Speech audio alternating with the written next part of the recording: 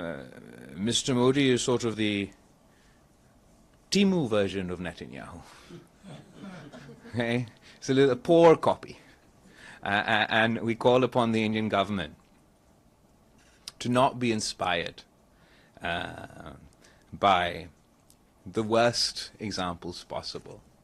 We pride ourselves, we in Pakistan pride ourselves that we're the heirs of the Indus Valley civilization.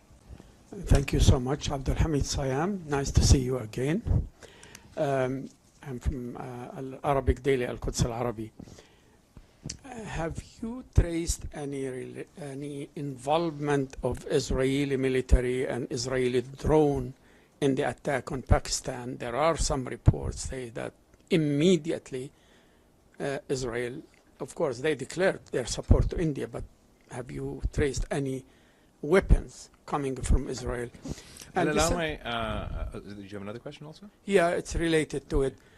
Don't you see also that India is copying what Israel is doing in the occupied West Bank by allowing the settlers to take over the land?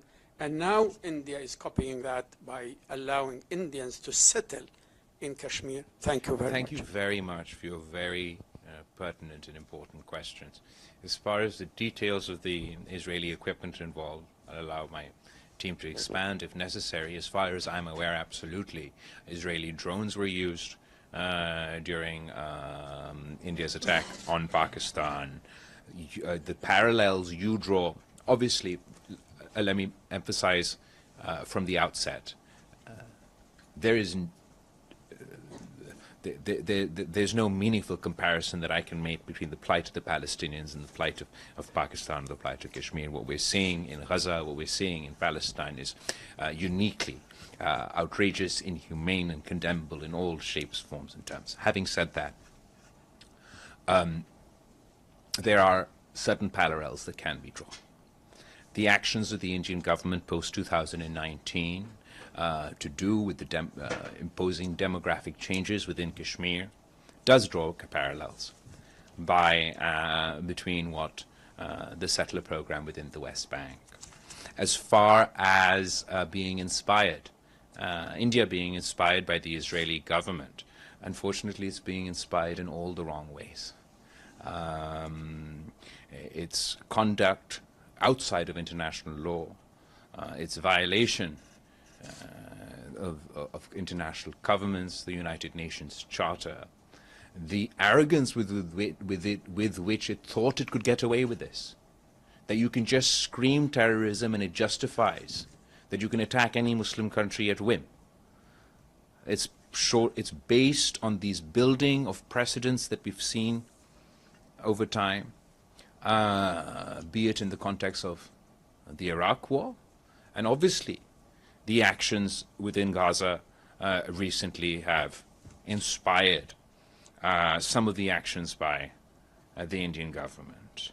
But Mr. Modi is sort of the Temu version of Netanyahu. Okay? It's a poor copy. And we call upon the Indian government to not be inspired by the worst examples possible. We pride ourselves, we in Pakistan pride ourselves that we're the heirs of the Indus Valley civilization. Mohenjo-Daro is a stone throw away from my constituency back home. India also prides itself that they're the heirs of the Indus Valley civilization. So we should act as heirs of the Indus Valley civilization and not as how we have been acting. One of the most incredible things about the Indus Valley civilization is that with all the archaeology that's gone on, we've not found a single weapon at all. The great advancements they had, urban planning, agriculture, water distribution, even sewerage and things. Not a single weapon. How far we've come from our roots. That an Indus Valley civilization, which didn't have a single weapon, is now armed to the teeth. I think that Prime Minister Modi must decide. He has two paths to follow before him. He could pursue the path of peace and be a true heir of the Indus Valley civilization. Or he could pursue another path, a path that we've been warning about, we've been seeing for some time, where Mr. Modi started off as being perceived as the butcher of Gujarat. He went on to become the butcher of Kashmir, and he aspires to be the butcher of the Indus Valley civilization with his assault on the Indus Water Treaty. It is of utmost importance, and I have full faith, that whatever the Indian government says, the people of India, majority of the people of India are peace-loving people. They want peace with Pakistan. The majority of people in my country want peace. So my delegation will be pursuing those aspirations of our people. Thank you. Yes. Thank you. Dilek Kaya, İhlas News Agency. Considering India's rather provocative approach, do you fear tensions from flaring up again in the near future? What do you think can prevent such a possibility? I think absolutely your question is very legitimate. While we do have a ceasefire on the one hand, and we have one party saying we want to engage in dialogue and diplomacy, we have the other party who says this is not a ceasefire, this is a pause. That is making one aggressive statement after another. The most recent statement that Mr. Modi made was that a specific message to the youth of Pakistan, that eat bread or you can eat my bullet. That doesn't sound like a man of peace. Having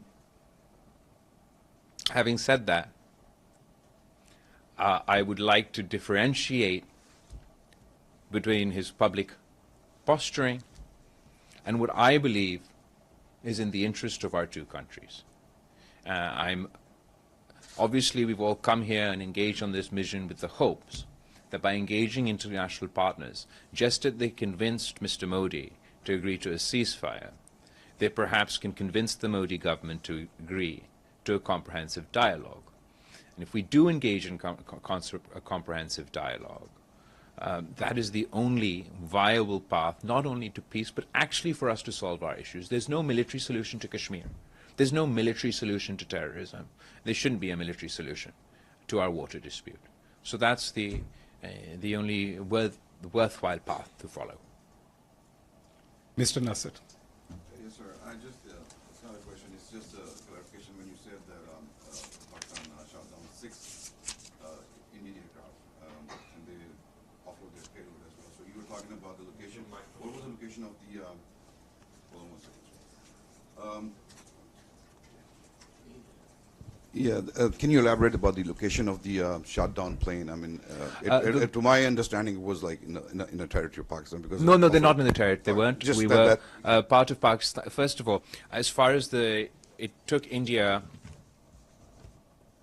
One of Pakistan's great strengths throughout this whole conflict was our credibility and our transparency. Our transparency with the media and our transparency with our international partners. And we did shoot down 6 planes. Even the shooting down of those 6 planes was Pakistan showing restraint. Pakistan had 20 Indian planes locked that night. But only 6 planes had released their load on Pakistan when they targeted those civilian